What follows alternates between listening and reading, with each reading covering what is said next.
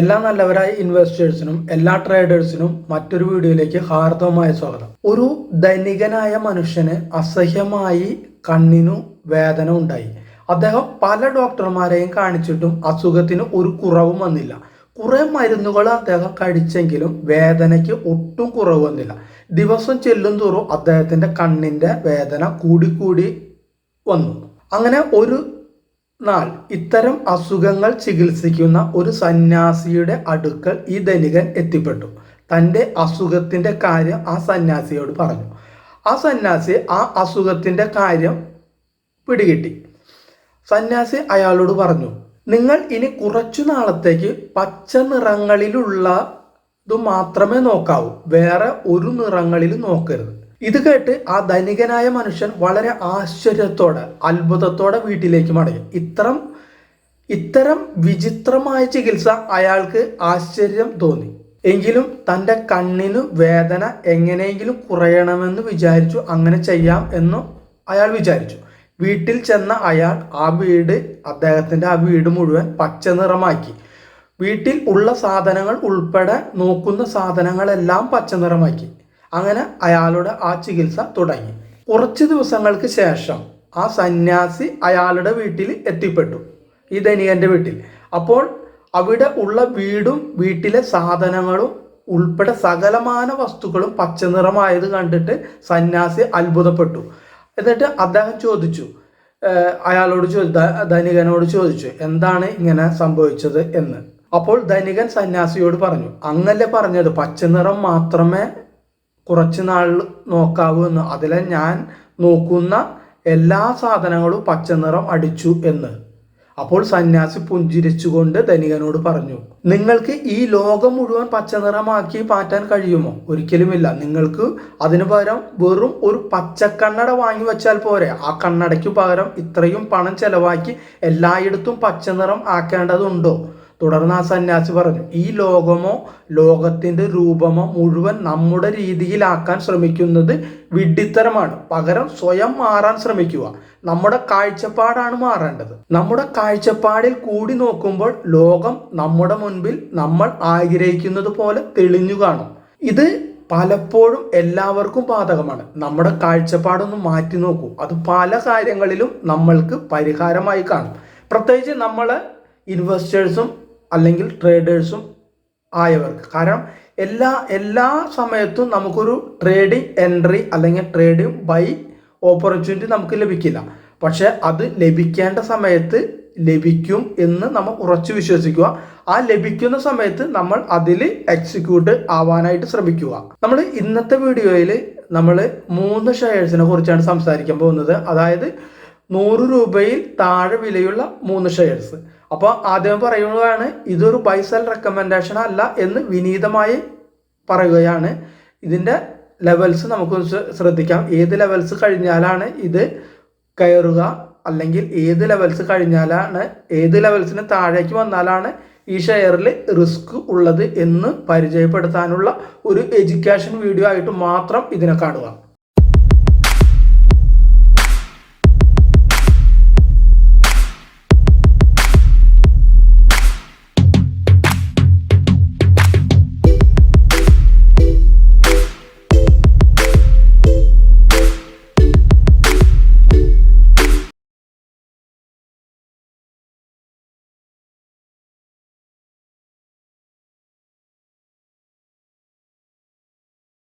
നമ്മുടെ ആദ്യത്തെ share അരിഹന്റ് capital market limited ആണ്. ഇവിടെ കാണാൻ പറ്റും, നമുക്ക് അരിഹന്റ് എന്ന് അടിച്ചെടുത്താൽ മതി, അരിഹന്റ് ക്യാപിറ്റൽ മാർക്കറ്റ്. ഇപ്പോൾ ലാസ്റ്റ് നമ്മൾ നോക്കിയാൽ അറിയാൻ പറ്റും, ഇതൊരു അപ്സൈഡിലേക്ക് പോയിക്കൊണ്ടിരിക്കുന്ന ഷെയറാണ്. ഏകദേശം ഒരു ഏപ്രിൽ മാസം തൊട്ടിട്ട് അപ്സൈഡിൽ ഒരു ചാനലിൻ്റെ ഉള്ളിൽ ട്രേഡ് ചെയ്തുകൊണ്ടിരിക്കുന്ന ഒരു ഷെയറാണ്.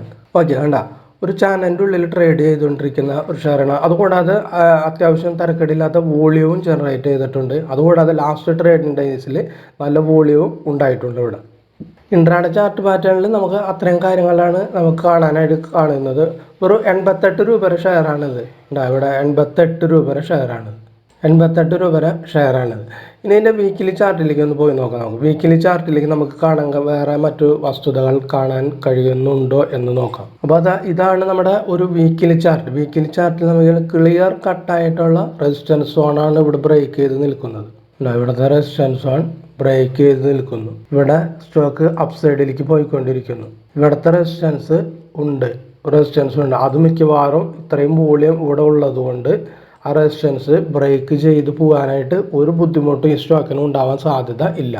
അപ്പോൾ ഈ സ്റ്റോക്കും നമ്മുടെ വാച്ച് ലിസ്റ്റിൽ ഇടാൻ നല്ലൊരു ട്രേഡിംഗ് ഓപ്പർച്യൂണിറ്റിയാണ് ഇതിലുള്ളത്. കൃത്യമായ സ്റ്റോപ്പ് ലോസും പരിഗണിച്ചുകൊണ്ട് നമുക്കിതിലൊരു ബൈ എൻട്രി പരിഗണിക്കാവുന്നതാണ്. അപ്പോൾ ഈ ലെവലിൽ എത്തുമ്പോൾ നമുക്കിവിടെ ഒരു റെസിസ്റ്റൻസ് വരാനായിട്ട് സാധ്യത ചിലപ്പോൾ കാണുന്നുണ്ട്. ഈ റേഞ്ച് വരുമ്പോൾ ഏകദേശം 96 വരുമ്പോൾ ചിലപ്പോൾ അവിടെ ഒരു സ്റ്റക്കായിട്ട് നിൽക്കാം. ഇവിടെ വരെ വന്നിട്ട് ചിലപ്പോൾ ഒരു സ്റ്റക്കായിട്ട് നിൽക്കാമത്. എന്നിട്ട് അവിടെ കൺസോളിഡേഷൻ നിന്നിട്ടോ അല്ലെങ്കിൽ ചെറിയൊരു പുൾ ബാക്ക് ഇവിടെ വരുമ്പോൾ ചിലപ്പോൾ ചെറിയൊരു പുൾ ബാക്ക് അത് ചിലപ്പോൾ ഈ 85ലേക്കൊക്കെ വരാം. എന്നിട്ട് വീണ്ടും അപ്സൈഡ് വീണ്ടും നോക്കുമ്പോൾ പിന്നെ റെസിസ്റ്റൻസ് പോയിൻ്റ് ഒന്നും ഇല്ലാത്തത് കൊണ്ട് നല്ല രീതിയിൽ മുകളിലേക്ക് തന്നെയാണ് ഇതിൻ്റെ വ്യൂ നമുക്ക് കാണാനായിട്ട് സാധിക്കുന്നത്. നമുക്ക് ഏകദേശം വീക്കിലി ചാർട്ട് നോക്കുമ്പോൾ നമുക്ക് ഏകദേശം ഈ റേഞ്ചിലാണ് നമുക്ക് ഏകദേശം ഒരു നല്ലൊരു സപ്പോർട്ട് ഏരിയ അല്ലെങ്കിൽ ഒരു സ്റ്റോപ്പ് ലോസ് ഇടേണ്ട ഒരു ഏരിയ എന്ന് പറയുന്നത്. നമുക്കിവിടെ ഒന്ന് മാർക്ക് ചെയ്ത് നോക്കാം. ആ ഏരിയ എന്ന് പറയുന്നത് അത് ഈ ഏരിയ ഒരു 72 ആ ഏരിയ ബാക്കിലേക്ക് ഒന്ന് നീക്കി വരച്ചാൽ ചില കാര്യങ്ങൾ നമുക്ക് മനസ്സിലാവും. ഓക്കെ, ആ ഏരിയ ആണ് നമുക്ക് സ്റ്റോപ്പ് ലോസ് ഇടാം. കാരണം എന്ന് വെച്ചാൽ ഇവിടുത്തെ ഒരു സപ്പോർട്ടായിരുന്നു ആ ഏരിയ കണ്ട. അതുകൂടാതെ ഇവിടെ ആ ഏരിയ ഒരു റെസിസ്റ്റൻസ് പോയിൻ്റായിട്ട് മാറി. അതുകൂടാതെ ഇവിടെ ആ ഏരിയ ഒരു റെസിസ്റ്റൻസ് പോയിൻ്റായിട്ട് വീണ്ടും മാറിടുകയാണ് ചെയ്തത് കണ്ട ഈ ഏരിയ. അതുകൂടാതെ ആ ഏരിയ വീണ്ടും ഇവിടെ സപ്പോർട്ടായിട്ട് മാറി. അപ്പോൾ ആ ഏരിയ നമ്മൾ ബഹുമാനിച്ചിരിക്കണം. 72 ഇതിൻ്റെ ഒരു സപ്പോർട്ട് ഏരിയ വീക്കിലി വെച്ച് നോക്കും. ആ വീക്കിലി 72 താഴെ ക്ലോസ് ചെയ്താൽ നമുക്കത് വിട്ടുമാറുന്ന രീതിയിൽ വേണം നമ്മൾ പൊസിഷൻ ക്രിയേറ്റ് ചെയ്യാനായിട്ട്. അപ്പോൾ ഇത്രയുമാണ് അരിഹാൻഡ് ക്യാപിറ്റൽ മാർക്കറ്റ് ലിമിറ്റഡിനെ കുറിച്ച് പറയാനുള്ളത്. ഇനി നമുക്ക് അടുത്ത സ്റ്റോക്കിലേക്ക് പോകാം. നമ്മുടെ അടുത്ത സ്റ്റോക്ക് ഗാർനറ്റ് കൺസ്ട്രക്ഷൻ ലിമിറ്റഡ്. നമുക്കിവിടെ വീക്കിലി ചാർട്ടാണിത്. ഇത് അത്യാവശ്യം നല്ല രീതിയിൽ കയറി നിൽക്കുന്ന സ്റ്റോക്കാണ്. ഒരു കൺസോളിഡേഷൻ ഫേസ് കഴിഞ്ഞതിന് ശേഷം കയറി നിൽക്കുക. അപ്പോൾ ഹൈ റിസ്ക് ഉണ്ട് ഈ സ്റ്റോക്കിൽ. അതുകൂടാതെ ഇത് അത്രയും വോളിയം ഇല്ല. അപ്പോൾ അങ്ങനെ ആ റിസ്ക് ഫാക്ടറും എല്ലാം ഉള്ളതുകൊണ്ട് നല്ലവണ്ണം ആലോചിച്ചിട്ട് വേണം ഇതിലൊരു എൻട്രി എടുക്കാനായിട്ട്. നമുക്ക് നോക്കിയാൽ ഇത് ഗാർനറ്റ് കൺസ്ട്രക്ഷൻ്റെ ഡെയിലി ടൈപ്പ് ചാർട്ടാണ് കണ്ട. കുറേ നാൾ എത്രയോ 2024 ആദ്യം തൊട്ടിട്ട് ഇതുവരെ ഒരു ചെറിയ റേഞ്ചിൽ ട്രേഡ് ചെയ്തുകൊണ്ടിരിക്കുകയായിരുന്നു. ആ റേഞ്ചാണ് ബ്രേക്ക് ചെയ്ത് പോയത്. ആ റേഞ്ച് ഇവിടെ ബ്രേക്ക് ചെയ്ത് പോയി. ഇത് വോളിയം ഉണ്ട്, നല്ല വോളിയത്തോടുകൂടിയാണിത്. ഇപ്പോൾ ഈ സമയത്ത് നല്ല വോളിയം ഉണ്ട്. അത് നമ്മുടെ ഇൻട്രാഡേ ചാർട്ട് വ്യൂവിൽ നമുക്ക് കാണാൻ കഴിയുന്ന കാര്യങ്ങൾ. വീക്കിലി ചാർട്ടിലേക്ക് പോയി കഴിഞ്ഞാൽ ഇവിടെ നമുക്ക് ഒരു റെസിസ്റ്റൻസ് സോൺ ഉണ്ട്, അതും ബ്രേക്ക് ചെയ്ത് നിൽക്കുന്നു കേട്ടോ. ഇവിടെ റെസിസ്റ്റൻസ് സോൺ ആയിരുന്നു, അത് ബ്രേക്ക് ചെയ്ത് പോയി. മെഗാ റെസിസ്റ്റൻസ് സോൺ ആയിരുന്നു, അതും ബ്രേക്ക് ചെയ്തിട്ട് പോയിട്ടുണ്ട്. നമ്മൾ ഡെയിലി നോക്കുമ്പോൾ ഇൻട്രാഡേ നോക്കുമ്പോൾ ഒരു കൺസോളിഡേഷൻ ഫേസും ബ്രേക്ക് ചെയ്ത് പോയി. നമ്മൾ നോക്കിയപ്പോൾ നല്ല വോളിയം ഉണ്ട്. നമ്മൾ മന്ത്ലി ചാർട്ട് എടുത്ത് നോക്കിയാലാണ് അതിൻ്റെ ഭംഗി കൂടുതലായിട്ട് കാണാൻ കഴിയുക. കാരണം മന്ത്ലി ചാർട്ട് എടുത്ത് നോക്കുമ്പോൾ കണ്ട ഇവിടുത്തെ ഈ റെസിസ്റ്റൻസും ഇത് ബ്രേക്ക് ചെയ്ത് നിൽക്കുകയാണ്. ഇവിടുത്തെ ഈ റെസിസ്റ്റൻസും ബ്രേക്ക് ചെയ്ത് നിൽക്കുന്നു. ഇവിടുത്തെ റെസിസ്റ്റൻസ് ബ്രേക്ക് ചെയ്ത് നിൽക്കുന്നു. അപ്പോൾ ഇത്രയും കണ്ടീഷൻസിലുള്ളത് ഇതിൽ ഹൈ റിസ്ക് ആണ്, വോളിയം കുറവുള്ള സ്റ്റോക്കാണ്, ട്രേഡിംഗ് വോളിയം വളരെ കുറവുള്ള സ്റ്റോക്കാണ്.